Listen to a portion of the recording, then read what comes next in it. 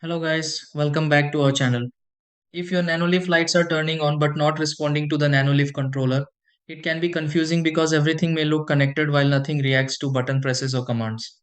You may try changing colors, brightness, or scenes, but the lights stay stuck or completely ignore the controller.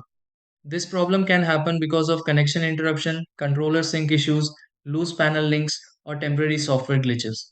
Since the Nanoleaf controller works as the main communication point for the lighting setup, even a small disruption can stop commands from reaching the lights. The big thing is that most of the time, this issue can be fixed without replacing anything. You just need to go through a few checks in the correct order.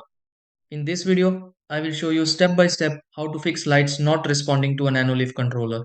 Try these. Step 1. Disconnect the Nanoleaf controller from power and reconnect the Nanoleaf controller after a short wait. Step 2. Check the connection point between the Nanoleaf controller and Nanoleaf light panels for secure attachment. Step 3. Open the Nanoleaf app and confirm the Nanoleaf controller is still connected to the Nanoleaf setup. Step 4. Restart the Nanoleaf controller to refresh communication between the Nanoleaf controller and the lights. Step 5. Move the Nanoleaf controller closer to the Wi-Fi source if the Nanoleaf controller connection seems unstable. Step 6. Test the Nanoleaf controller again and confirm the Nanoleaf lights respond normally.